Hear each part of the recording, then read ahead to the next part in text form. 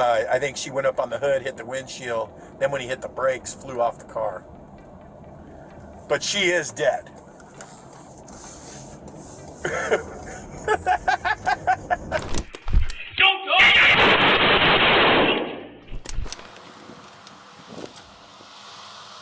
Hope I didn't kill him. What's all this weed shit? I did. I love how this became a weed. Yeah, we ain't friends. Today we're switching gears to something darker. We're diving into 6 shocking cases where cops completely lost their way. And tonight we're seeing new body camera footage of the chilling moments after Taylor was shot dead by police officers in her home last March. These aren't your typical traffic stops gone wrong. These are stories that'll make your blood boil and question everything you thought you knew about law enforcement. Number 1. The killing of Tamir Rice. In November 2014, Tamir Rice, a 12-year-old black boy, was fatally shot by police in Cleveland, Ohio, while playing with a toy pellet gun in a park.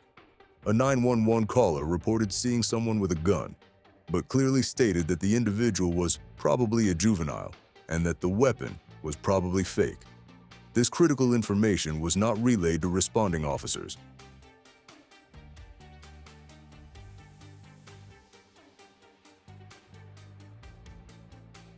Within seconds of arriving on the scene, Officer Timothy Lohman exited the police vehicle and fired 2 shots, striking Tamir in the chest. The entire encounter lasted less than 2 seconds. Police gave no verbal warning or opportunity for Tamir to explain. The officers later claimed they believed Tamir posed an immediate threat, despite the fact that the gun was a toy, and he had made no aggressive actions.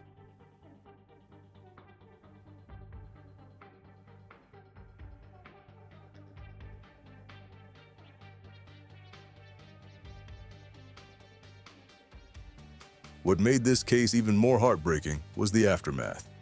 After shooting Tamir, the officers failed to provide immediate medical assistance. Instead, they stood nearby while Tamir lay bleeding on the ground. It was only when Tamir's sister arrived at the scene, screaming for help, that officers restrained her, preventing her from aiding her brother. Tamir succumbed to his injuries shortly after.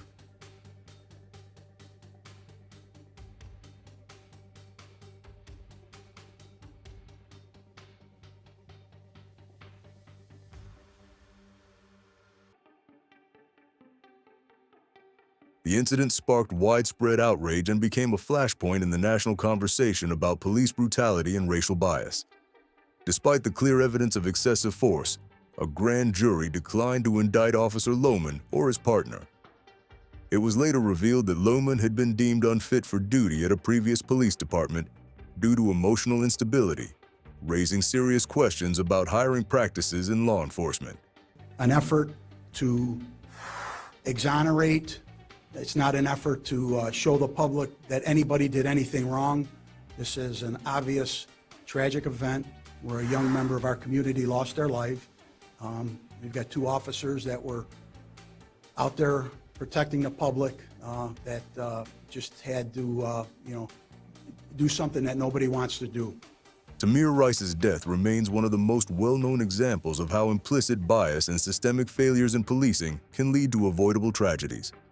His case has fueled ongoing demands for justice, police reform, and greater accountability for officers who use lethal force against unarmed individuals. Case 2. The murder of Breonna Taylor. In March 2020, Breonna Taylor, a 26-year-old EMT, was tragically killed during a botched no-knock police raid in Louisville, Kentucky. Police executed the warrant as part of a drug investigation involving Breonna's ex-boyfriend, though Breonna herself had no involvement in any criminal activity. Now to the Breonna Taylor case, and tonight we're seeing new body camera footage of the chilling moments after Taylor was shot dead by police officers in her home last March. This was after her boyfriend Kenneth Walker fired a shot which police say injured one of those officers. The officers have said that they announced themselves before breaking into the home, but Walker disputes that, saying that he thought they were intruders. Late at night, officers broke into Breonna's apartment without announcing themselves. Her boyfriend, Kenneth Walker, believing they were intruders, fired a warning shot with his legally owned firearm, striking an officer in the leg. In response, police fired over 30 bullets into the apartment, hitting Brianna 6 times and killing her in her hallway. How's your girlfriend? I don't know. Inside? Yeah, somebody, I was banging at the door and she said, "Who is it?" And the others started shooting. No, we down 3 times. Police search warrant. There's somebody in there dead? Yeah, my girlfriend. It's Who was shooting at us? It was her house. Who was shooting at us? The aftermath of the raid was both horrifying and infuriating. Initial police reports falsely claimed there were no injuries, despite Brianna having been fatally shot. None of the officers involved showed any remorse for her death. Instead of being held accountable, the focus shifted to justifying the raid and its violent escalation. No immediate charges were filed against the officers for Brianna's death. Later, one officer, Brett Hankerson, was charged, not for killing Brianna, but for wanton endangerment. After bullets he fired entered a neighboring apartment. Hey, she's down at the end of the hall. She is down at the end of the hall. You want to hold the door then, Sarge, or what? You want to take it? You want to work? Yeah, we're gonna let's take it. Let's work. Brianna's death sparked national outrage and became a powerful symbol of the fight against police violence and systemic racism. Protests erupted across the United States, demanding justice and accountability. Her case brought attention to issues like no-knock warrants and the excessive use of force by law enforcement. Despite her family's calls for justice, true accountability for Brianna's death remains elusive. There'll be protests every day until justice is served. Say her name. No justice. No peace. No justice. No peace. Breonna Taylor's story continues to resonate as a heartbreaking example of how deadly systemic failures in policing can be. It has galvanized movements for police reform, including banning no-knock warrants and addressing racial biases in law enforcement practices. Case 3. The killing of Daniel Shaver. In January 2016, Daniel Shaver, a 26-year-old traveling pest control worker, was shot and killed by police in a hotel hallway in Mesa, Arizona. Police had been called after someone reported seeing a man with a rifle near a hotel window. In reality, the rifle was a pellet gun that Daniel used for his job to remove birds from buildings. We have one coming in. Stop right there! Stop! Stop! Get on the ground, both of you! Lay down on the ground! Lay down on the ground! Who else is in the room? Nobody. Nobody else is in the room? Nobody. Are you positive? Nobody. Absolutely positive. Okay. When officers arrived, they confronted Daniel and a female friend, ordering them out of their room at gunpoint. The encounter was captured on Bodycam footage, revealing a scene of fear and confusion. Officers shouted rapid and often contradictory commands at Daniel, who was unarmed and visibly terrified. Sobbing and pleading for his life, Daniel begged, "Please don't shoot me," as officers forced him to crawl toward them on his hands and knees. They tell you to put both your hands on the top of your head and interlace your fingers. Take your feet and cross your left foot over your right foot. Who else is in the room? Nobody. During this tense moment, Daniel's loose-fitting shorts began to slip down. As he instinctively reached to pull them up, Officer Philip Brailsford fired his AR-15 rifle 5 times, killing Daniel instantly. The footage showed that Daniel posed no threat to the officers at any point during the encounter.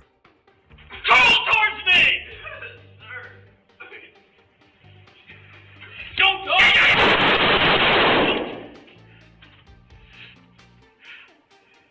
Get up on him. Okay, hold on him. One with me. The aftermath of the shooting was met with public outrage. The Bodycam footage was withheld from the public for nearly 2 years and only released after significant pressure. When it was finally made public, it revealed the full horror and unnecessary nature of Daniel's death. Despite the evidence, Officer Brailsford was acquitted of second-degree murder at trial. He was later briefly reinstated to the police force so he could apply for a medical retirement and receive a pension. The killing of Daniel Shaver remains one of the most disturbing examples of police misconduct and lack of accountability, fueling ongoing calls for reform and justice in law enforcement practices. Case 4. Death in police custody. Tony Timpa had called police for help after taking illegal drugs and suffering adverse effects. He was dealing with schizophrenia and hadn't taken his medication, making his condition critical and requiring urgent medical attention. What should have been a rescue turned into a tragedy that would expose the worst of police conduct. When officers arrived, they found Tony in distress, clearly needing medical help rather than force. The officers had Tony restrained and in handcuffs, claiming he was a danger to himself. But one officer took it a step further, pressing his knee into Tony's back and using his body weight to pin him down for over 15 minutes. Relax, man. Just stay down. Hey, Tony. No! Tony. Ah! Stop it. Oh no, please. You're gonna be all right. Tony repeatedly cried out that he was down, begging the officers not to hurt him. But his pleas fell on deaf ears. The officers waited for medics to arrive while keeping Tony in this dangerous position for an extended period. What happened next was the most tragic part. Tony reached a point where he ceased breathing, but the officers failed to notice or acknowledge this critical detail. Well, he was trying to get on the bus. I was trying to stop him. Hey.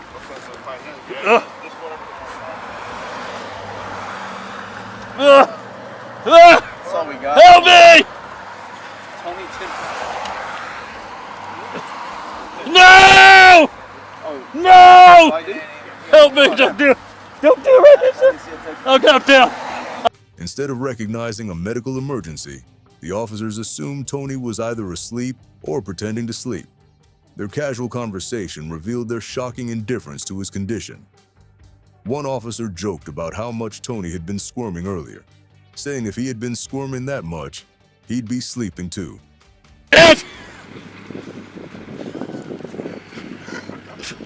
Go!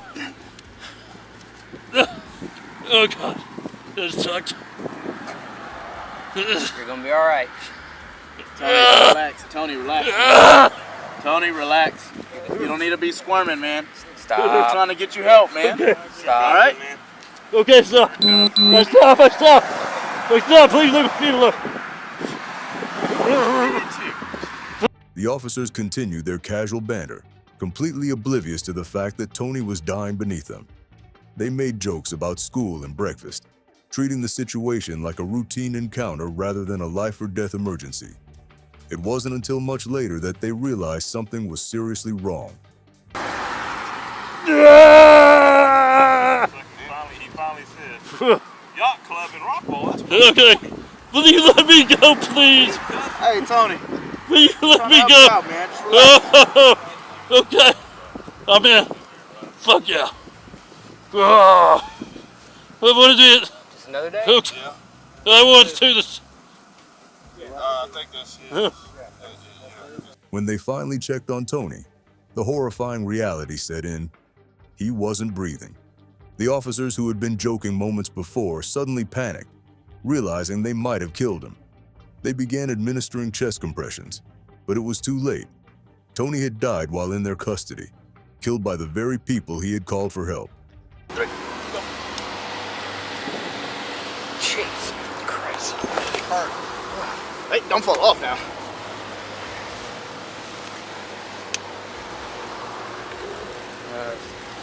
I don't want him to fall. Is he knocked out or he ain't dead, is he? Nah, he just moves. Oh, okay. I think I'll go freaky. He didn't just die down there, did he? I don't think he did. Is he breathing? I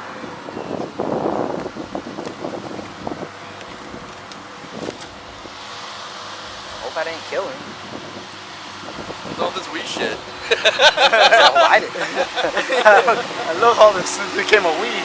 Yeah, we ain't friends. What made this case even more disturbing was the officers' reaction after realizing what had happened. Their casual attitude quickly turned to fear as they understood the gravity of their actions. But by then, the damage was done. Tony was dead, and his family was left to grieve a man who had simply needed medical assistance. Yeah, he's not breathing. He's not breathing? Nope. Oh, shit. Fire. Oh. No, he ain't breathing, bro. We all put on some gloves when he's chest compressions. Fuck. He ain't breathing. So he was fighting and then just gave up? Hey, I've got his mom on the phone, and she knows all this stuff. He's dead. He's what? He's dead. Well,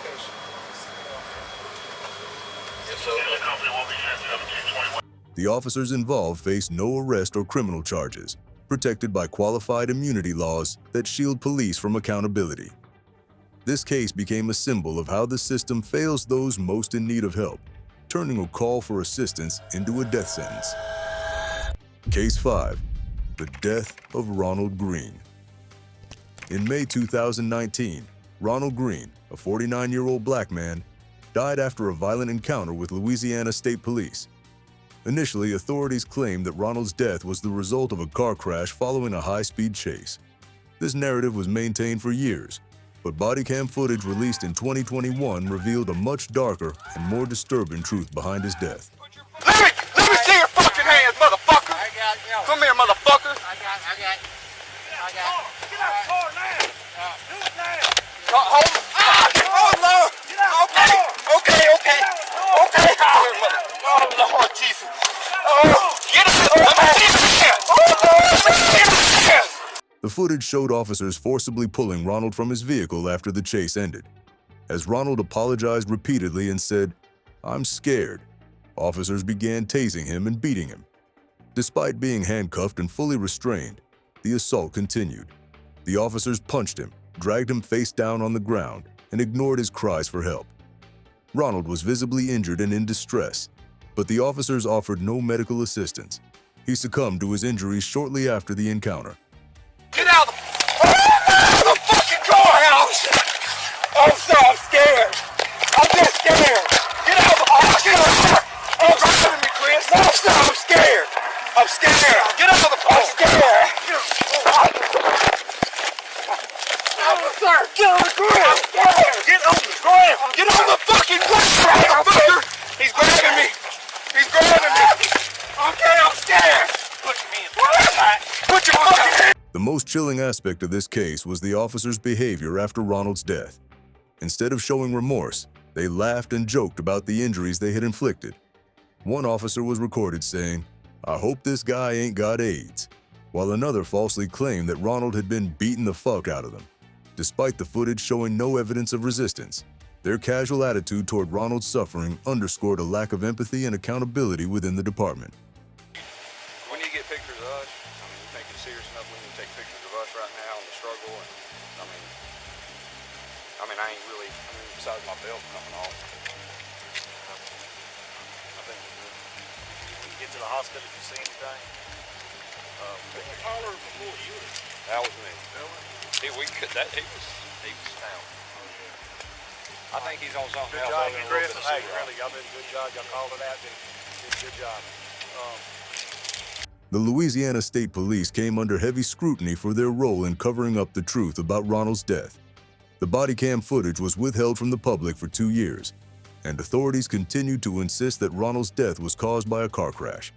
It was only after public pressure and lawsuits that the footage was released, exposing the systemic misconduct and lies surrounding the case. Ronald Green's death has become a stark example of the deep-rooted issues of excessive force, racism, and lack of accountability in law enforcement. His case has drawn comparisons to other high-profile incidents of police violence and has fueled calls for systemic reform. Despite the national outrage and attention, Ronald's family is still fighting for justice, as questions remain unanswered about why the officers involved have faced little to no consequences. His death serves as a painful reminder of the urgent need for transparency and accountability in policing to prevent further tragedies like his. Case 6. Insensitive jokes after a fatal crash.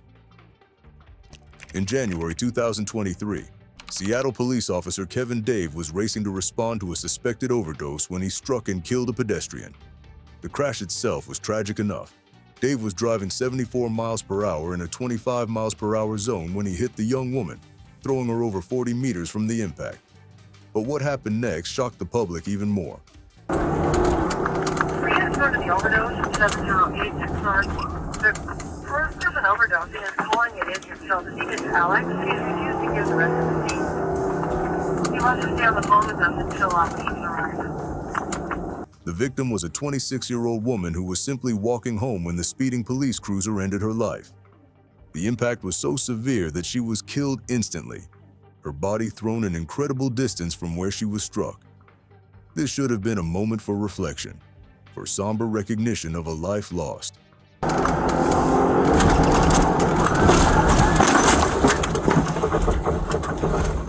Instead, Bodycam footage captured another officer making callous jokes about the victim's death. His comments were heartless and dismissive, reducing a human life to nothing more than a financial inconvenience for the city. He laughed while suggesting they could just write a check to the victim's family, putting a price tag of $11,000 on her life. What made these comments even more disturbing was the casual way they were delivered. The officer wasn't angry or stressed. He was joking, as if the woman's death was amusing to him.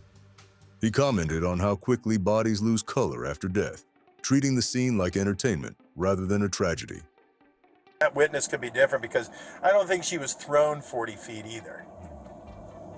I think she went up on the hood, hit the windshield, then when he hit the brakes, flew off the car. But she is dead.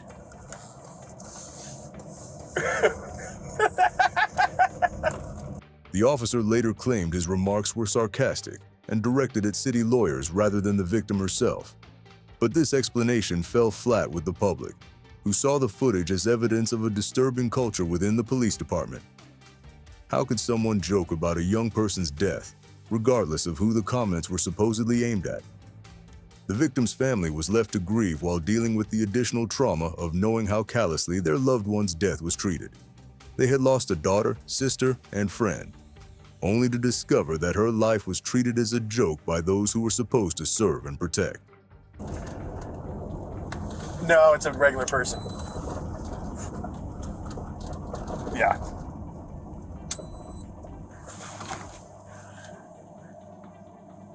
Yeah, just write a check. Just, yeah, $11,000. She was 26 anyway. She had limited value. This case highlighted broader issues within law enforcement culture, the tendency to dehumanize victims and treat tragic incidents as routine occurrences rather than devastating losses. It raised questions about training, accountability, and the kind of people who are attracted to law enforcement careers. The investigation into the crash itself found insufficient evidence to charge the officer who was driving, but the damage to public trust was already done. The footage of the insensitive comments became a symbol of everything wrong with police culture and accountability.